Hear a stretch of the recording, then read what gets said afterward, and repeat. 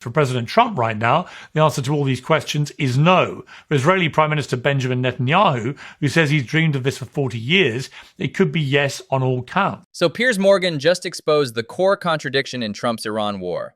It serves Netanyahu's 40-year dream while betraying every America First promise Trump made. This breakdown reveals how Israeli interests drove American foreign policy when previous presidents said no. Let's break this down.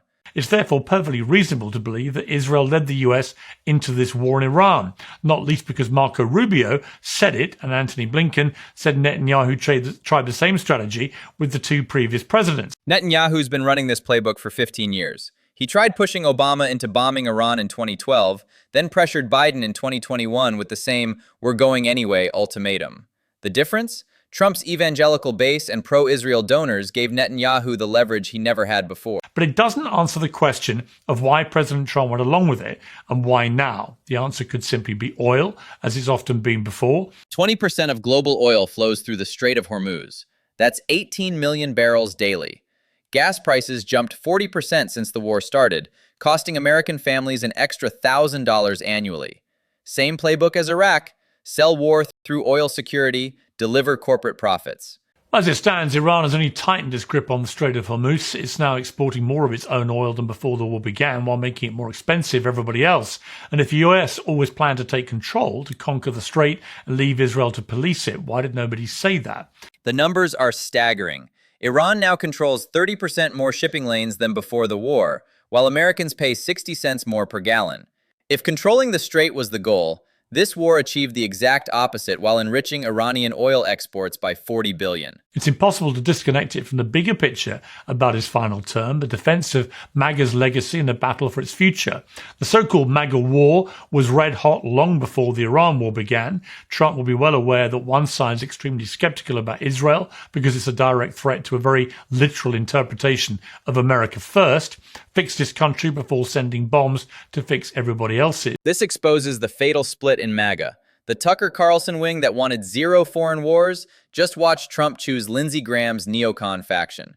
The isolationists who elected him in 2016 got completely betrayed, and they know it. You see, I thought that was really, I think, a fascinating moment when Marco Rubio said that, because it prompted Antony Blinken, the former Secretary of State, who'd obviously done his job, to then reveal that Netanyahu had tried to pressurize both Biden and Obama into doing the same thing, using the same pretext of, we're going to go and do this anyway, are you with us or not? Obama had Rahm Emanuel pushing back on Netanyahu's pressure. Biden had Jake Sullivan warning about entanglements. Trump? He's surrounded by Marco Rubio, Mike Waltz, and evangelical donors who see Israel as biblical prophecy. Netanyahu finally found his mark. I mean, do you think, knowing that from Blinken, do you think Trump may have got played here by Netanyahu? Netanyahu succeeded because Trump's coalition is different. 85% of evangelicals support Israel unconditionally, viewing it through end times theology. Add in Miriam Adelson's $100 million donation, and Netanyahu had leverage Obama and Biden never faced. What Trump said about you was quite revealing, actually, because he said, Tucker's lost his way. He's not MAGA. MAGA is saving our country. MAGA is making our country great again. MAGA is America First, and Tucker is none of these things. And Tucker's really not smart enough to understand that. Now, this is pure gaslighting. Trump's redefining America First to mean whatever serves his current interests. His own 2016 campaign ads promised no more Middle East wars. Now he's claiming opposition to foreign intervention isn't patriotic. Orwellian doesn't begin to cover it. We're going to be America First. We're not going to go marching into Middle Eastern countries anymore. We're not going to wage foreign wars. We're not going to interfere in other countries. And we're going to fix the economy in the United States. We're going to get the cost of living prices down. We're going to end inflation. The receipts are everywhere. Trump's 2024 rallies promise to end foreign wars, fix inflation, bring troops home. Instead, Americans got a $40 billion war that spiked gas prices while infrastructure crumbles. His base remembers what he actually promised. This is the first time where there isn't. There's a majority of a lack of support for it. Americans are not, they're not buying this war. They don't want it. They don't really understand it. And they're very concerned about the consequences. CNN's latest poll shows 38% support for the Iran war, lower than Iraq had initially. Even Fox News polling shows 54% of Republicans want immediate withdrawal. This isn't 2003.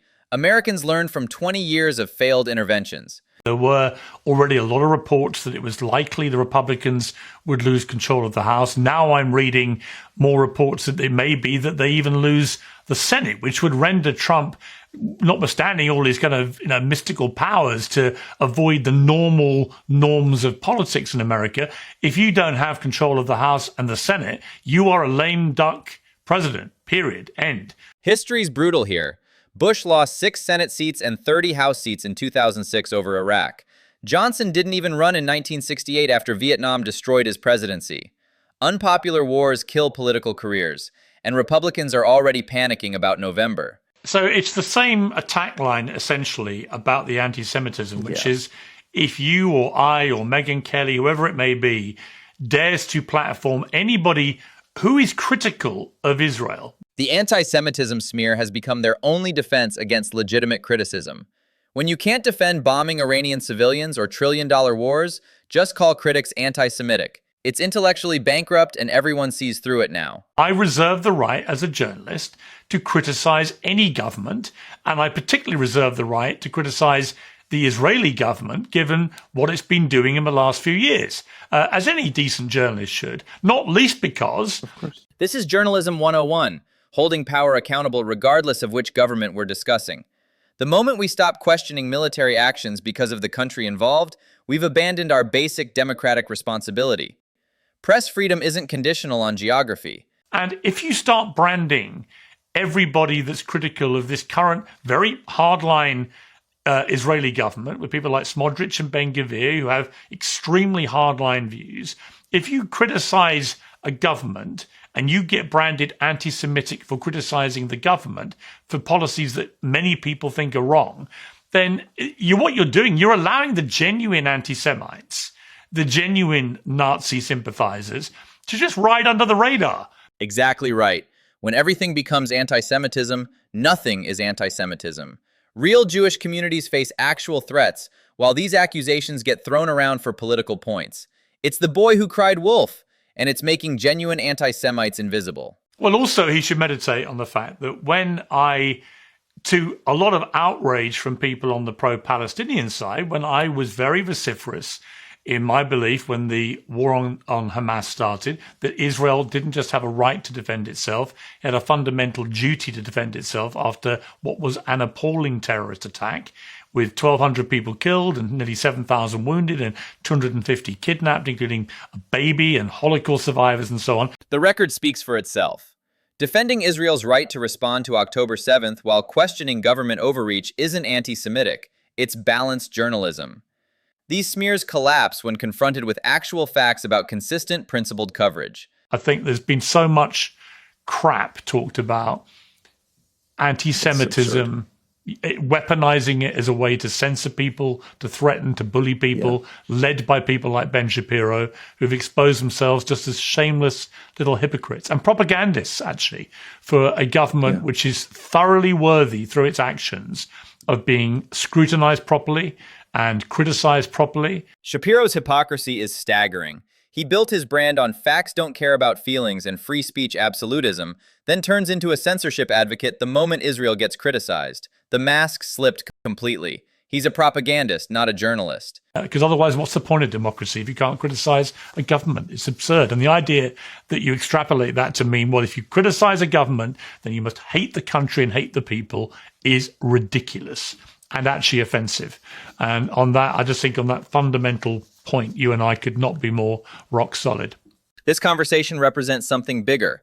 Major media figures finally pushing back against the weaponization of anti-Semitism accusations. When journalists stop self-censoring out of fear, we get actual accountability. Democracy requires this kind of courage.